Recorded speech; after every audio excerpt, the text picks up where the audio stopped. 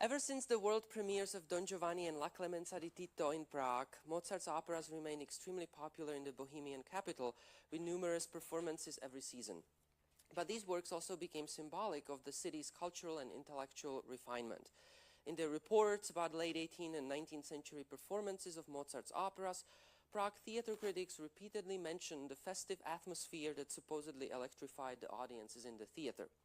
For over 2 centuries, moreover, numerous Prague and Bohemian critics and musicologists have repeatedly pointed out that it was only in Prague that Mozart's masterpieces could receive the acclaim they truly deserved. For 19th century Prague intellectuals, the enthusiastic reception of Mozart's Don Giovanni and the narratives about the misunderstood genius finding much-needed solace in Bohemia soothed the pain of living in a city of ancient glory that was nevertheless of secondary importance ever since the Habsburg emperors moved their court to Vienna in the early 17th century. The reception of Don Giovanni in Prague also reflects the process in which the city's population and cultural institutions split along ethnic lines into Czechs and Germans. For the Prague German community, Don Giovanni became a powerful symbol of regional identity, especially in relation to other German-speaking communities in Central Europe. Similarly, those early 19th century artists and intellectuals attempting to establish modern Czech social and cultural institutions and overcome German artistic and intellectual dominance used Mozart and his operas to construct narratives of a glorious national past, establish a classical basis for national forms of artistic expression, and articulate the emerging nation's relationship to both German and European culture. The special significance of Don Giovanni and Così fan tutte for Prague's culture becomes obvious with a brief comparison of the 2 works' performance statistics in Vienna's court theater as opposed to the Prague's estate's originally Nostitz theater in the first few decades after the 1787 Prague premiere of Don Giovanni. And here you can see a little chart of the comparing the Don Giovanni productions in Prague and Vienna.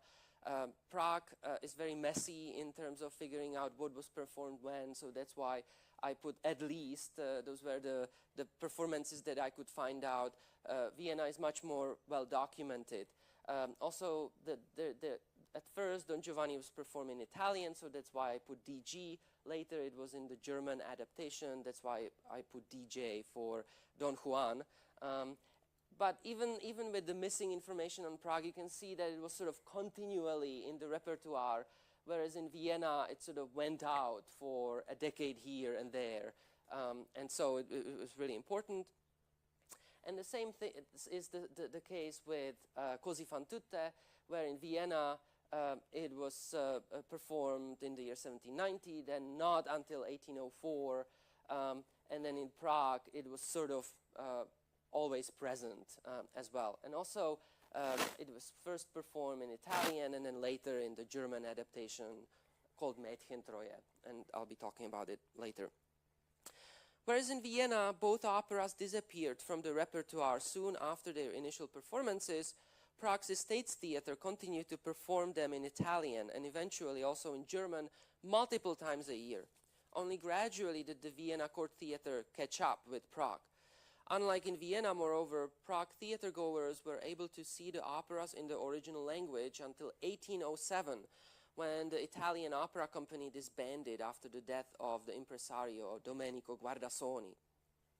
This relatively long retention of the Italian originals of the Mozart da Ponte operas was sometimes viewed as a matter of patriotic prestige in Prague. Already in the 1790s, at least one Prague critic complained that the German language adaptation of Don Giovanni that started to be performed at the Estates Theatre cut the scena ultima, so the final part of the second act finale. Similarly, when in 1807 the German opera company under the director Karl Liebig substituted the Italian versions of Don Giovanni and Così fan tutte with Singspiel adaptations, at least one Prague reviewer criticized the ways in which the German adaptations changed the original concept of the opera and claimed that such changes were not something Prague theatergoers accepted easily. The sensitivity of early 19th century Prague critics to the changing formats of Don Giovanni and Così fan tutte was often driven by the desire to establish Prague as a place with a unique and extremely accurate perspective on Mozart. This is not to say that Prague's productions of Mozart's opere buffe avoided the approaches typical for the rest of early 19th century Central Europe, where the Italian originals were replaced by vernacular adaptations produced all over the German-speaking world throughout that more or less departed from Mozart and Da Ponte's initial conception. Similar to adaptations produced all over the German-speaking world throughout the early 19th century, the Prague Singspiel Don Giovanni, the Don Juan, for example, changed the title of the opera, replaced recitatives with spoken dialogues, transformed the meaning of the plot, executed numerous musical cuts, and interpolated two comical scenes. The first with constables who investigate the murder of Donna Anna's father and question Don Juan and Leporello. The second with merchant Martes, who comes to recover Don Juan's large debts but is duped by him. Radical revisions also affected Così fan tutte, most prominently in the 1815 production prepared by Karl Maria von Weber, the Prague opera director between 1813 and 1816.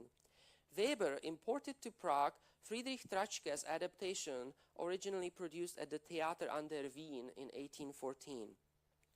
Tračke's adaptation was called Die Zauberprobe. In it, Don Alfonso is a magician who uses a spell to change the appearance of Ferrando and Guglielmo. Die Zauberprobe also replaces Despina with Celerio, a servant genie, who occasionally takes the appearance of the maid and magically changes shape at moments when the Italian Despina appeared as a physician and notary.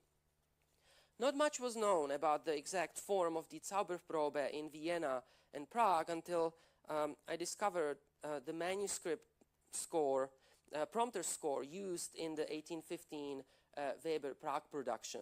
And so I'm showing the title page, and it's a really interesting score because not only does it have the whole Zauberprobe from 1815, but it also contains the very first Czech translation of Così fan tutte, and I'll talk about that later. Starting in the 1820s, Prague intellectuals and artists started to sharpen the image of Don Giovanni and Così fan tutte as semi-autonomous musical works to be presented in forms as close as possible to what were deemed the original ideas of the venerated author. As my paper shows, the transformation of Mozart's famous operas into autonomous objects reflected a number of national and patriotic agendas of different Prague individuals, groups, and institutions. A particularly important event, both in the Prague reception history of Don Giovanni and in the transformation of this opera into a canonic work, was the first Czech production, which premiered on April 9, 1825. And here's the poster for that premiere. And it's bilingual, first in German, then in Czech, even though it was a Czech performance. Two different Czech intellectuals, Jan Nepomuk Štěpánek and Karel Simeon Macháček, published Czech translations of Don Giovanni in 1825 in anticipation of the production. These two translations emphasized the cultural significance of Mozart for the emerging Czech national movement. The Czech Don Juan was followed by Die Zauberflöte and Die Entführung in 1829 and by the Czech Così fan tutte in 1831. All four productions were used by the leaders of the emerging Czech intellectual community to more or less subtly criticize the dominant German culture. A touch of anti-German orientation, for example, can be discerned in the poetic structure of some of the translations. Both the 1825 Macháček Don Juan, so one of the two Don Juan translations, and the Czech translation of Così fan tutte by František Šír use the so-called časomíra, a poetic style in which meter is determined both by word accents and lengths of syllables, presumably in imitation of ancient Greek poetry. And it was a very controversial thing in Czech poetry in the early 19th century that never worked, but everyone was very excited about it for a long time. The Časomíra movement received its most significant theoretical backing in an 1818 treatise by František Palacký and Pavel Josef Šafařík. Palacký and Šafařík wanted Czech poets to stop using what they called the syllabotonic system, in which meter is determined solely by word accents which they associated with German poetry. Palacký and Šafařík, moreover, viewed the syllabotonic system as an emblem of the innate lack of musicality of the Germans. So they, as strange as it might seem to us nowadays, they sort of saw Germans as an inherently unmusical people. By using Časomíra, they thought, Czech poets would be bringing out the melodiousness of the Czech language and the musicality of the Czech people. Another anti-German aspect of the early 19th century Czech Mozart productions was their unusually strong emphasis on the concept of authenticity, well illustrated in the first Czech Don Juan. The Czech adaptation used in the 1825 Don Juan production was at first heavily indebted to the Singspiel version of the opera used by the Prague German company. The Czech adaptation, for example, originally included the 2 extra scenes with a merchant and with 2 constables. However, these 2 scenes were dropped from the Czech Don Juan as early as its second performance, whereas they remained in the Prague German Don Juan until the mid-1830s. And we can see that again by studying the posters. So these are the poster for the first performance, the poster for the second performance, and then in the cast list, the extra characters are missing in the second performance, so those scenes must have been cut. The excision of the 2 scenes might have had to do with the practicalities of early 19th century Czech performances at the Estates Theatre. They were allowed only in the form of 2-hour matinees on Sundays and holidays, so as not to interfere with the evening German performances. No matter what the actual reason for the excision was, however, it was soon interpreted from a national perspective. In an 1827 review of the Czech Don Juan, the Czech theater critic Josef Krasoslav Chmelenský welcomed the removal of the interpolated scenes, which he viewed as alien German products. In the same article, Chmelenský complained that the Czech productions omitted the scena ultima. Chmelenský attributes the shortened second act finale, once again, to German practices and expresses the hope that the Czech troupe will be able to restore it so that the Czech production can present the opera as it appeared in 1787 under Mozart's direction. As if in response to Chmelenský's request, on February 3rd, 1828, the Czech company performed the full second act finale of the opera, including the scena ultima.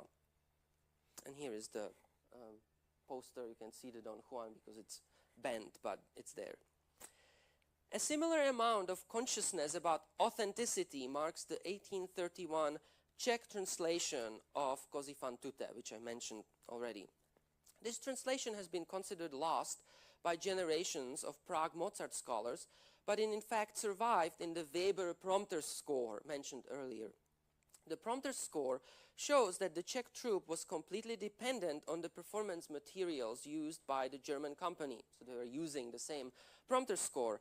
As a result, the overall structure of the Czech Così was based on the 1815 Zauberprobe. However, the Czech translator Scheer clearly tried to stay as close as possible to Da Ponte's Italian original and avoided all the variants of the earlier German translation. The Czech attempts at operatic authenticity in the 1820s and 1830s were most likely connected to a sense of inferiority and a need to demonstrate the ability to catch up with the cultural achievements of Bohemian Germans. Conspicuously, the German opera company did not embrace the quest for authenticity until the 1840s, when an opportunity presented itself to express the importance of Prague, of German Prague, as a Mozart city in comparison to other German communities. So they were not really concerned about what the Czechs were doing very much. That the Prague German Opera Company was not too concerned about the Czech attempts at recreating authentic Mozart texts becomes obvious in the most celebrated performance of Don Juan at the Estates Theater in the 1830s, so the most celebrated German performance. On July 11, 1834, the new director of the Estates Theater, Johann August Stöger, premiered a new production of Don Juan, and the main attraction of this production was spectacle, not authenticity. In a report on the new production, the Prague correspondent of the Wiener Zeitschrift complained that although the Prague admirers of classical art would have liked to hear the Scena Ultima, the Prague company left it out. The reporter also discussed the spectacular elements of the 1834 second act finale ending. After the departure of the Commendatore's ghost, Don Juan's room transformed into a scene from hell containing a giant puppet with a wig of snakes and enormous eyeballs that moved back and forth. The Furies chased Don Juan into the side wings. The giant became illuminated by red spotlights and fireworks on the sides. He then grabbed into the fire and pulled out a floundering effigy of Don Juan as the curtain was going down. The Prague German company embraced authenticity in Don Giovanni performances only in 1842 by introducing Mozart's original recitatives. And here is the poster from 1842 that announces the performance of Don Juan with the original recitatives. The decision to include recitatives might have been partially incited by the critical success of the production of the original Italian Don Giovanni by the Prague Conservatory under the leadership of the vocal pedagogue Giovanni Battista Gordigiani on May 12, 1842. And here's the poster for that production. I'll talk about it a little bit more later, but you can see that it was a student production, so it only has a handwritten poster, yet it was the first Italian language production of the opera in Prague after many decades. In his enthusiastic review of the conservatory production, the critic Anton Müller expressed his amazement at the intensity of artistic pleasure one could derive from hearing the work in the original form. The inclusion of recitatives into the German production, so this one, also had to do with cultural politics and patriotism. The 1842 Don Juan opened on September 4th, a date that marked the completion and dedication of the Salzburg Mozarteum. The initial stages of establishing the Mozarteum started with financial donation and collections of funds by various European, predominantly German, associations throughout the late 1830s. In the same period, certain Prague intellectuals attempted to establish the Bohemian Mozart Monument. In 1837, during the celebrations of Don Giovanni's 50th anniversary, a debate developed on the pages of the journal Bohemia about whether Bohemian donors should devote funds to the Salzburg or the Prague monuments. Anton Müller suggested that Prague should join other European cultural centers in providing financial contributions to Mozart's birthplace. But Müller's suggestions were rebuffed by the Mozart Monument Committee members bent on securing resources for their own enterprise. This divided attitude to Salzburg's emerging status as the main Mozart city might have also been reflected in the Don Juan production of 1842. The announcements about the September 4 performance on the one hand mentioned that it was dedicated to the support of the Salzburg festivities, you can see here, yet on the other hand stressed that Prague was the first city in Germany to restore the recitatives. The 1842 Don Juan therefore both linked Prague to the international Mozart cult, but also emphasized Prague's special position in the preservation of Mozart's legacy. The restoration of the recitatives was in the next few years followed by further acts marked by an interest in historical authenticity, growing out of national and patriotic concerns. In 1846, the Estates Theater came under the direction of Johann Hofmann. Hofmann presented a new production of Don Juan on January 30th, 1847. In his two reviews of the production, Bohemia's new critic, Bernhard Gutt, called for the inclusion of the Scena Ultima, since that would do justice, in his words, to the greatest German opera. In response to Gutz's patriotic request, Hoffmann's company indeed presented the Scena Ultima in performance in March of 1847, so about 2 decades after it was already used in the Czech productions. As late as 1857, Gutz's successor Franz Ulm celebrated Hoffmann's decision to reintroduce the recitatives and stressed that in Prague, recitatives were revived, quote, for the first time among all cities, end of quote. Thus, throughout the first half of the 19th century, Prague's cultural elites were transforming Mozart's operas into autonomous museum pieces. This transformation occurred sooner than in other European centers. The Vienna Court Opera, for example, reintroduced recitatives into Don Juan only in 1858, nearly 2 decades after Prague.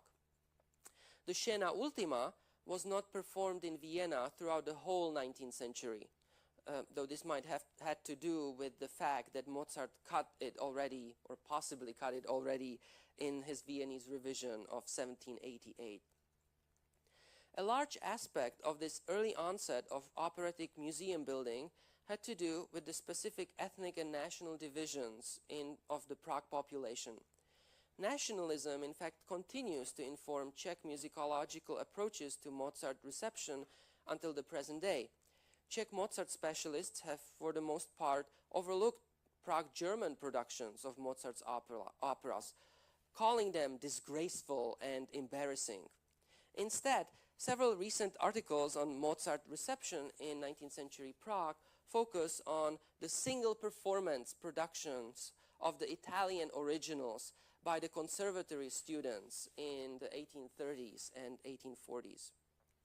The study of Mozart opera's vernacular adaptations in the 19th century and the process of returning these operas to their original forms, however, illuminates important aspects of the social, cultural, and political developments of Prague's Czechs and Germans. Perhaps more importantly, the study of Mozart adaptations and productions shows the varied ways in which the composer's iconic works continued to touch on significant social and political issues many years after their creation. Thank you.